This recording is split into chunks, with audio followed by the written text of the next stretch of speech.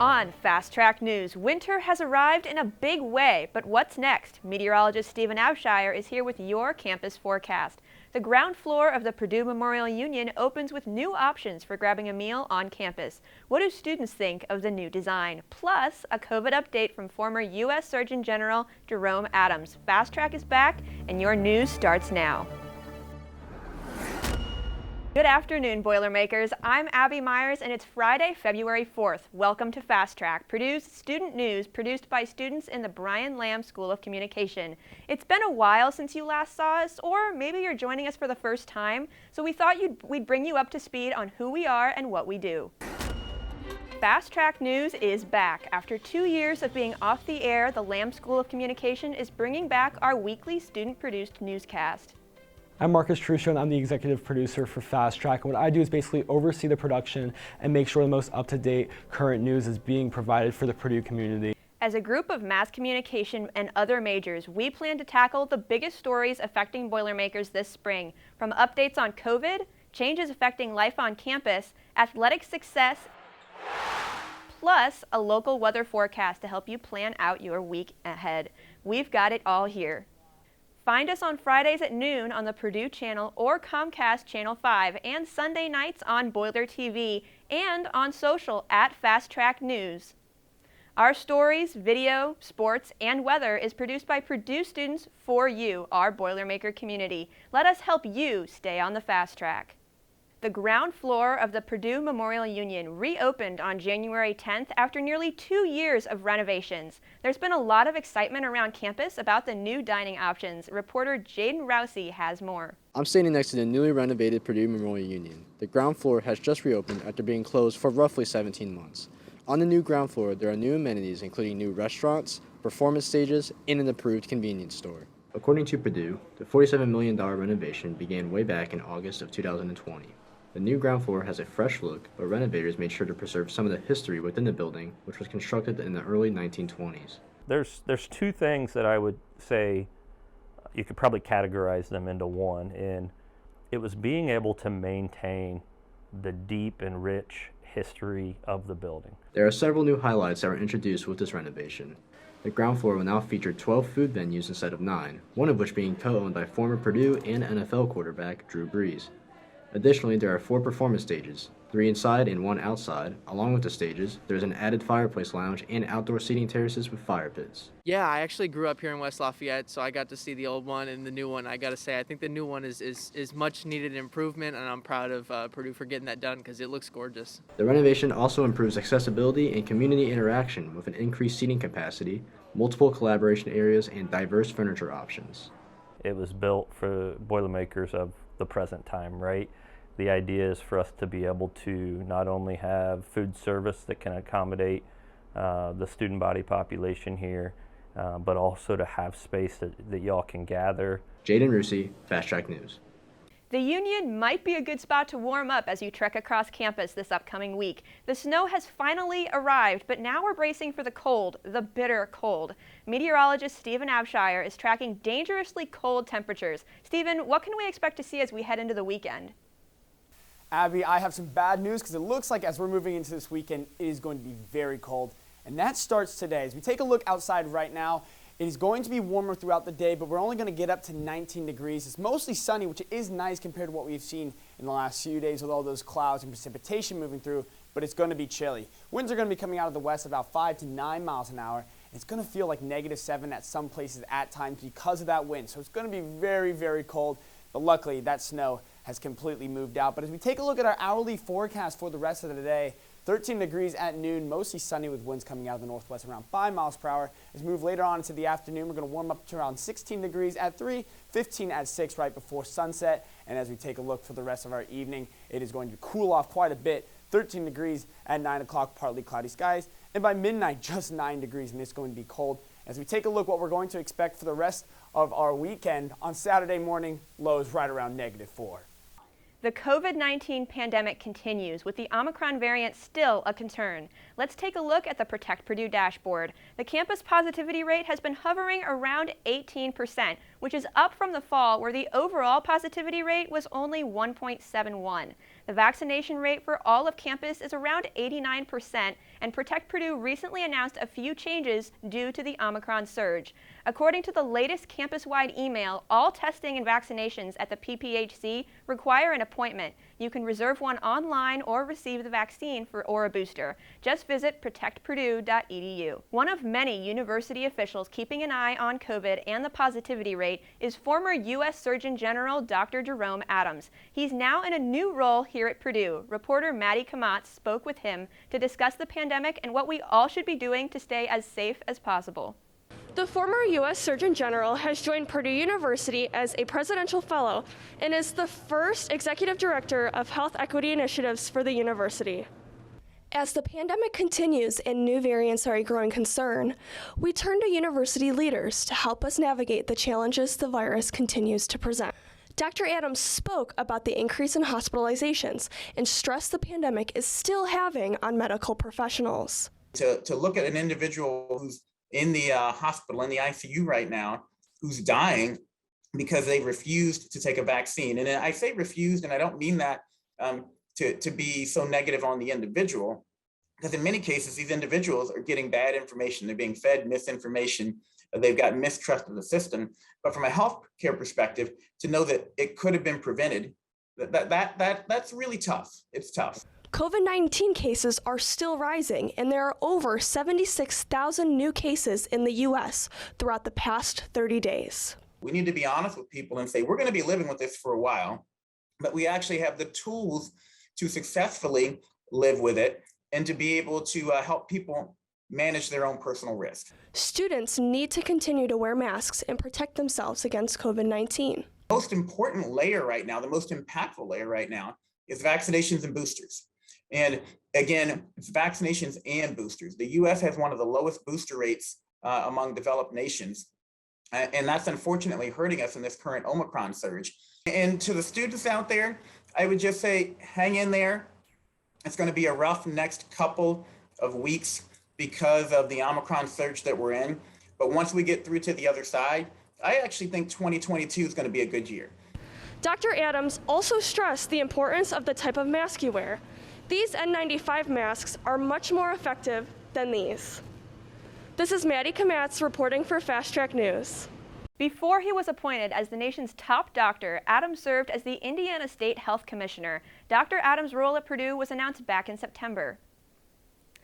Up next, no more A, B, or C permits needed at one campus parking lot, but it's not free either. We'll explain why it went from permit to paid straight ahead. And until this week, this winter has been a bust in terms of snow. Some students had some mixed emotions about the snow, while one fraternity brother took matters into his own hands and brought some wintry fun to his house. Being involved in the 3-year program at Purdue made it easier to say to myself I could get done in 3 years. The 3-year program helped save me a ton of money. Not completing my 4th year, I would save around $30,000. It will give you an advantage, if anything. Doing the 3-year program at Purdue has shown me that I have motivation to do whatever it takes to get my degree. It's Matt Byrn here with Fast Track News. We're at Slater Hill, February 2nd, around 10 p.m. As you can see, there's about 1,000 plus people here. It's pretty crazy out here. Hopefully everyone stays safe. But we'll get back to you guys in the studio. Purdue University is well known for its performers on the field. From Super Bowl winning quarterbacks to legendary March basketball performers, fans have a lot to be proud of. But what about its performers off the field and behind the microphone? Reporter Jack Saria introduces us to Tim Newton, the voice of Purdue football and women's basketball. For the first time in 21 years, a Purdue broadcaster has won the Indiana Sportscaster of the Year award. His name is Tim Newton. When you get into this business, you don't expect accolades, you don't expect awards at all. You just hope you get your next job or keep the job that you have. But for me, really, this has been more of a Purdue award than it has been an individual award, because you don't win things like this without people around you. Originally from New York, the voice of Purdue football has actually been a Boilermaker for most of his life. He graduated from the university in 1981 with a degree in mass communication and has wasted no time putting it to good use. I did come here to be a sportscaster, and the great thing was I got experience while I was in school. I worked in the sports information office, so I got to work with a lot of the broadcasters who came in. I did stats and spotting for a lot of them. I worked on Mark Herman's Heisman Trophy campaign in 1980s, and that was a great experience, and the fact that now that I've gotten to work with Mark is really neat. He has spent years producing and hosting for the Boilermaker Sports Network, as well as having an illustrious broadcasting career. According to Purdue women's basketball head coach Katie Geralds, Newton's impact on the program is, quote, immeasurable due to the generations of Boilermaker fans that have listened to his calls, which includes 3 Final Four appearances and even a national championship. Janae Terry back the other way. She puts up a runner off the glass and good. She got in a situation there. She had. Reporting for Fast Track News, this is Jack Saria. Thanks, Jack. It's always interesting to learn more about some of our impressive staff here at Purdue, where they got their start and how their impact has made a difference at the university. Once again, congratulations, Tim, and we'll have more on women's basketball coming up in sports. Remember just a couple weeks ago when we couldn't even buy an inch of snow? Meteorologist Stephen Abshire takes us back a week when students were hoping for a real chance at a winter. Winter here on the Purdue campus can be quite dramatic at times, and this winter really is no different. From the frigid temperatures to the really lack of snow, some students have some high hopes for what they can expect later on this winter, and some students are even taking the weather making into their own hands. This winter has started off dry and cold here at Purdue, giving students mixed emotions. So far, it's been really good. Like, mostly no snow, and even if it snows, just a couple inches. Not bad. I mean, I think right now it feels like spring. It doesn't feel like the middle of winter to me. I'm a freshman, so one of the things I wanted to do was sled on Slater Hill, but we haven't gotten that much snow, so I haven't been able to do that yet. Because of this lack of snow, the brothers at Pi Kappa Alpha used a homemade snowmaker to blanket their yard. We just thought it'd be funny, honestly, and just out of nowhere, just have a ton of snow. My older brother, David Proda, he had made a homemade snowmaker, and he had kind of just made a ton of snow in his yard any time that it was cold and there was no snow going. So kind of with the snow drought, we thought it'd be fun to just make a ton of snow out here. So it's been running for about 17 hours. Heavy snowfall this time of year is far from uncommon and can sometimes make getting to class difficult or cancel it altogether. Yeah, I would like to see Purdue shut down for a day. If the weather is real bad, you can stay home. If it's just bad enough that you have to come to college, that's bad. I think Mother Nature got the message because the snow has arrived. We're still feeling the impact of this week's winter storm, but what lies ahead? Well, he's no groundhog, but meteorologist Stephen Abshire is even better. His full forecast is just minutes away. Although we're still not over January's close loss to IU, Purdue is teaming up with the Hoosiers for a special reason, to stop the brain drain. Both universities have partnered with Ascend Indiana to keep more graduates in-state. Both schools are using this collaboration to connect students with Indiana's career opportunities. They've also engaged with the state to get more alumni involved through a recruiting organization called TMAP. In addition, Purdue continues working with leading high-tech and research companies like Saab and Rolls-Royce in the Discovery Park District. Prepare to pay up if you want to park in the Pierce Street parking lot. That's a change from last semester. And Parking and Transportation Services says the switch is due to recent changes in demand and the current parking space supply. The lot is located on Pierce Street, just east of the Wood Street parking garage. Make sure you clearly place your printed ticket in the dash of your car to avoid a citation. We'll have another check with the weather after the break. Coming up next on our forecast, yes, it's cold outside right now, but how long will this cold last? And do we have a midweek warming trend coming up, or are we going to stay below average for this time of the year? And our next chance for snow on the 7-day forecast, and when this snow will finally begin to melt that is currently on the ground. We'll have another check with the weather after the break.